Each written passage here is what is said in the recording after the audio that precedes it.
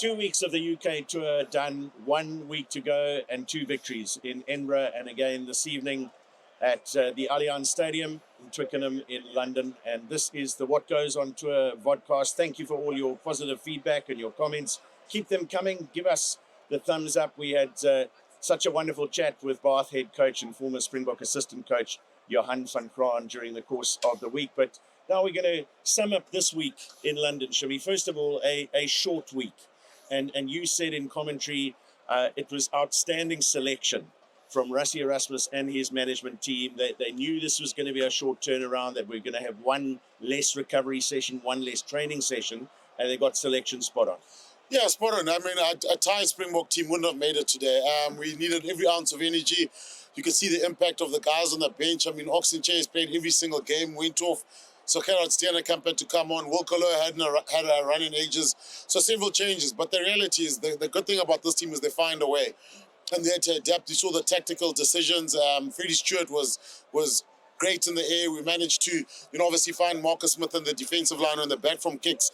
And then you need a sprinkle of magic. And today it came from Cheslin Colby. Really a fantastic game from him, but we had to work today. It was a desperate England team. It was a team that needed to win it. A lot was going to be said about their character.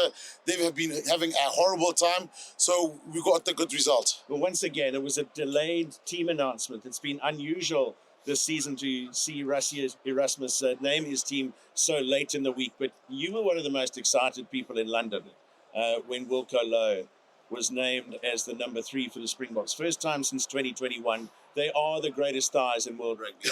The biggest ones, the strongest ones. But look, I just always enjoy it when, it's tough as a player. You get out the mix, you wonder you're going to make it back into the Springboks. An injury happens, you come back in. Next thing you're starting against England at Twickenham. So a fantastic opportunity for him. He's a good guy, and he did his best out there. Look, obviously the scrums, there's a lot of collapses, a lot of discipline, sort of penalties and scrums. But he'd want to get going a bit more. But we're tested. It took every person in that 23-man squad to get this one over the line.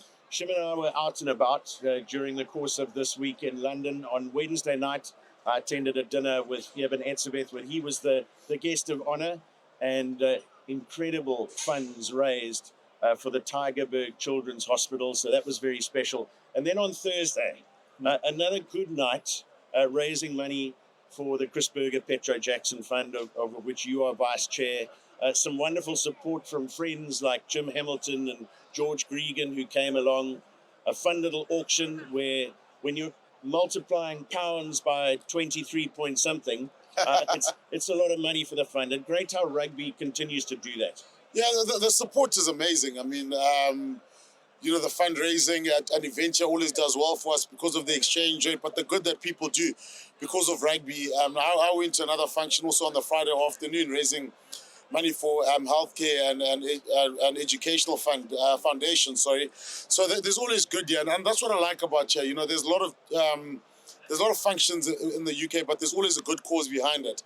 It's always a fundraiser for some sort of foundation or organization or charity and so on, and they do it pretty well there. They put it together. I mean, I think on Wednesday when we went to Eben, we went to another fundraiser for the Chris Berger Petro Jackson Fund, and we ended up at the Ted Lasso pub in Richmond. I didn't even know it was there. I actually went around the corner. So that was pretty cool. There's something that wasn't expected. We finished our dinner at the end of the night. They said, guys, let's go down to the Ted Lasso pub. Sat there, had a drink or two. So for all the Ted Lasso fans, you got to come check it out in Richmond. It was surreal. It was actually cool. It was very nice. Well, at the fundraiser for the Chris Berger Petro Jackson Fund, I had to do a quick Q&A with your good self and John Smith, and I said I was hoping there was no tabloid press in the room because it might have said in the headline, SuperSport presenter spotted in southwest London with 2 hookers. It wasn't to be. No. But I've heard that 1,000 times. You can't say the same. Look, it was good though. It was. John, even Jim Hamilton, the way he spoke about the locks there, it just got awkward when we were talking about golden generations and rugby. 2000, 2009, John was there, George Gregan with the Wallabies, and you're like, Jim, you can sit this one out. so and the guys want to give back, they want to get involved, they want to support. But Alistair Hargreaves obviously looked after us at the Wolfpack, but the energy it's hard to describe the energy in London before a test match, the excitement. People have just flown in, they just got there. It's something special, and I enjoyed that. Just the energy and the excitement around, going towards, the test match. Shimmi mentions the Wolf Pack. That's one of 3 pubs owned by Alistair Hargreaves and his partners, a former Sharks and Springbok lock forward who played so many years here for Saracens. They've done an unbelievable job with their various properties, and they do have some of the best chicken wings that you can get anywhere in London. Now, last week, you couldn't stop talking about the macaroni cheese pie that you had at the halfway house at St Andrews. So what was top of the list culinary-wise this week? Easy choice. I went to go film the box office podcast. I went past the Borough Market. Oh, wow. And I was a little bit hungry. I had the best breakfast wrap with all the sauce. I don't know what they put in there, but it was magical. I actually wanted to go. I might go back tomorrow, actually, and just get another one. But there's so many options around there. But the breakfast wrap at the Borough Market, it's all finger food, so there's a whole lot of stalls there. It's pretty good. So for anybody coming to London, take a walk through there. You're walking hungry there. That's the secret. You'll come out feeling good about yourself. Shim, just a quick word on our last podcast with Johan van Kraan, who's done so well with Bath, spent a lot of time at Munster, but got to the Premiership final here in the stadium against Northampton earlier in the year. He is confident he can go one better, but it was great to catch up with him and hear about how he's grown as a coach and how well South African coaches are doing. Yeah, with him, you get the feeling he just absolutely loves coaching, personal development with Premiership teams. I think he's just seen Chelsea. He's just gone to Chelsea. He's gone to NFL teams. He's got his little coach, he says, the whole time. But also he's fallen in love with both the city and the rugby team. And I think he's re-signed there for another couple of years. So it was good to see him.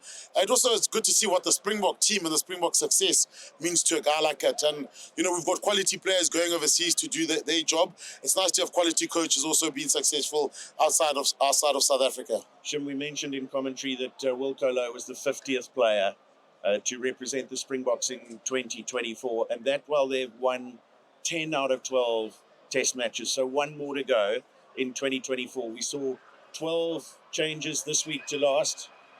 Do you think we're going to see plenty again in Cardiff?